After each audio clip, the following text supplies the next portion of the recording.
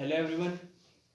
हमने कल थर्मोडायनेमिक्स में अपना जो टॉपिक है सीपी तक कंप्लीट कर लिया था रिवीजन में। आज हमारा जो अगला टॉपिक है different types of processes. Thermodynamical process होती हैं बहुत तरह की, जिसमें पहली है आइसोबैरिक प्रोसेस। आइसोबैरिक प्रोसेस क्या होती है? जिसमें प्रेशर कांस्टेंट होता है। हमारे पास एक कंटेनर है,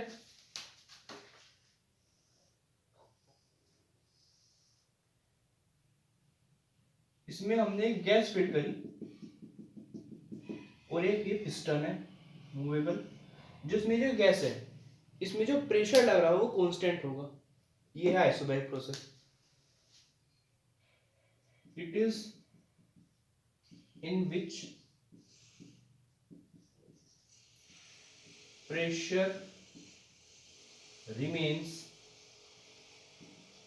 कांस्टेंट। ठीक है, अगली आती है आइसोकोरिक प्रोसेस। आइसोकोरिक ये क्या होती है? जिसमें गैस की वॉल्यूम कांस्टेंट होती है। It is in which volume of a gas remains constant. इसमें वॉल्यूम कांस्टेंट रहती है, दैट इज इसमें delta T is equal to 0 होता है और इसमें change in volume is equal to 0। Third आती है आइसोथर्मल प्रोसेस। आइसोथर्मल इसमें क्या होता है? जो टेम्परेचर है वो कांस्टेंट रहता है। In which temperature remains constant, that is delta T is equal to 0। Last आती है एडियाबैटिक प्रोसेस।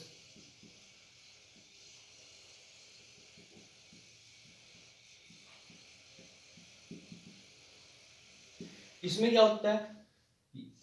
इसमें हीट कांस्टेंट रहती है, मतलब इसमें इन जो ऊपर वाली तीनों है इसमें कुछ कुछ कांस्टेंट हो रहा है, लेकिन वॉल्यूम प्रेशर और टेम्परेचर में कुछ कांस्टेंट है, लेकिन इसमें हीट कांस्टेंट रहती है।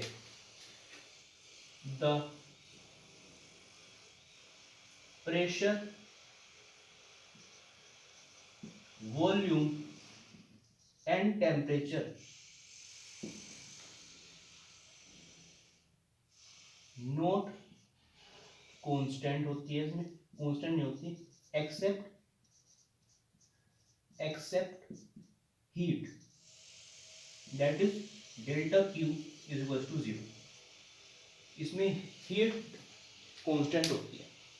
अब ये दोनों तो हम ये डेफिनेशन में आ जाते हैं, लेकिन जो जो दो इंपॉर्टेंट प्रोसेसेस हैं वो है आइसोथर्मल और एडियाबैटिक प्रोसेस। हम इन दोनों के डेरिवेशंस करेंगे। सबसे पहले हम जानते हैं आइसोथर्मल प्रोसेस की कंडीशन क्या होती है। जो वो होनी चाहिए कंटेनर की, वो कंडक्टिंग वॉल होनी चाहिए जिसमें से हीट ट्रांसफर नहीं हो सकती, मतलब बाहर रेडिएशन नहीं आ सकती। और जो एडियाबैटिक प्रोसेस है उसमें कंडक्टिंग नहीं होनी चाहिए वो। ये इनकी कंडीशंस होती है। अब हम देखते हैं work done by a gas in isothermal process. Isothermal process में जो गैस का जो वर्क डन है वो हम देखते हैं। आप इसे नोट कर लीजिए।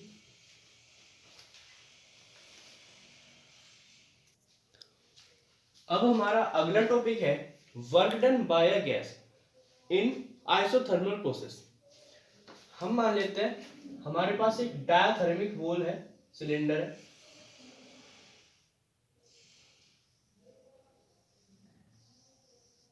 ये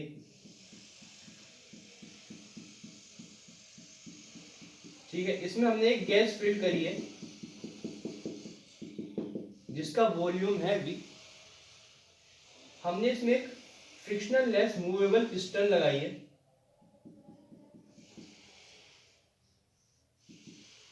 जो पिस्टन की इनिशियल पोजीशन थी उससे हमने, ये पिस्टन की इनिशियल पोजीशन थी, ये हमने इस गैस को फिर पिस्टन सिर्फ एक नीचे की तरफ प्रेस करा पिस्टन को, जिससे कि जो गैस के जो पार्टिकल्स हैं वे मोशन में आ गए, और ये भी इस पे फोर्स लगाएंगे। तो जो यहाँ से यहाँ तक हमने डिस्टेंस कवर करा पिस्टन ने, वो करा डेल्टा एक्स। जो यहाँ पे पार्टिकल्स हैं, यहाँ पे हम आइडल, ये आइडल गैस है, हमने मान लिया यहाँ पे एक पार्टिकल n मोल है, n मोल, इसमें जितने भी पार्टिकल होंगे आइडल गैस के हमने उन्हें n मोल मान लिया, ठीक है। तो ये हमारी कंडीशन है, ठीक है। तो consider n moles of ideal gas filled in diathermic wall cylinder with a frictionless movable piston, ठीक है। अब let P be the pressure of gas, हमने गैस का प्रेशर मान लिया जो है P। हमें पता है since P is equals to force upon area होता है, यहां से हम F की वैल्यू निकाल लेते हैं। So therefore F is equals to P into A, ये हमने इक्वेशन नंबर 1 मान ली। अब हम निकालेंगे work done, small work done calculate करने, क्योंकि जो डिस्टेंस है वो भी स्मॉल कवर हुआ है। हम यहाँ पे निकालेंगे small work done, small work done to cover small distance delta x, ये आ जाएगा dw is equals to F dx, ठीक है। अब from first equation dw is equals आ जाएगा p into A dx from first, ठीक है। तो आ जाएगा dw इज इक्वल्स टू, जो adx होता है, adx वो होता है वॉल्यूम, ठीक है। तो ये हम ऐसे लिख सकते हैं p dv स्मॉल वॉल्यूम, क्यों, since adx is equals to v volume, यहाँ हमने d लगा रहे, चलो v, ये आ गया, ठीक है, और d स्मॉल। अब हम निकालेंगे total work done. Now total work from volume v1 to v2, जब वॉल्यूम v1 से v2 है वहां पे हमें टोटल वर्क डन कैलकुलेट करना है। तो ये आ जाएगा, हम इस इक्वेशन का इक्वेशन नंबर 2 है, इंटीग्रेट कर देते हैं, ग्रेटिंग इक्वेशन 2 क्या आ जाएगा, इंटीग्रेशन dw 0 से w is equals to integration pv dv v1 से v2। नाउ अब बाय आइडियल गैस इक्वेशन, ये v भी नहीं आएगा यहाँ पे, ठीक है। नाउ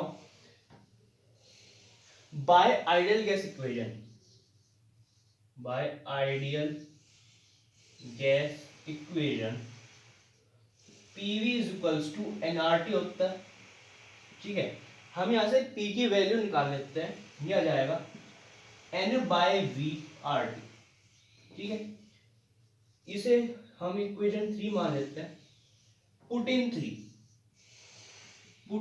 3 थर्ड, ये आ जाएगा इंटीग्रेशन 0 से w dw is equals to integration v1 से v2, यहाँ पे वैल्यू पुट कर दो nRT divide by v into D, ये आ गया, ठीक है। अब हम इसे इंटीग्रेट कर देंगे तो हमारा आंसर आ जाएगा, आप इसे नोट कर लीजिए।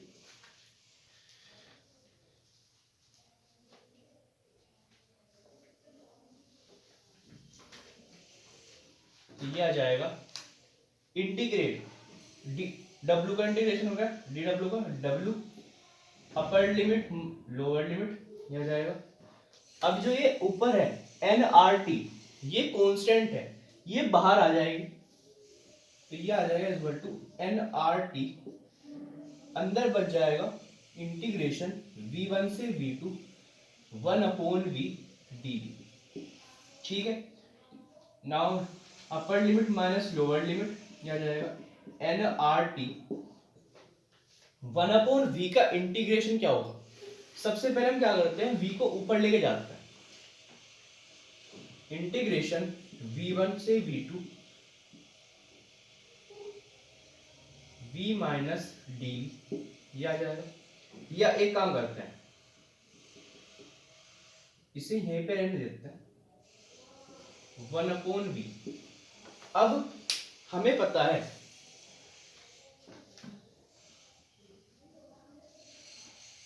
जो log x का इंटीग्रेशन होता है, log x का वो होता है 1/x, और यहाँ पे है 1/v, तो हम इसे लिख सकते हैं log v, लिख सकते हैं। तो ये आ जाएगा w is equals to N R T integration, ये चेंज हो जाएगी log v v1 से v2, और dv का इंटीग्रेशन v हो जाएगा, वो 1 हो जाएगा।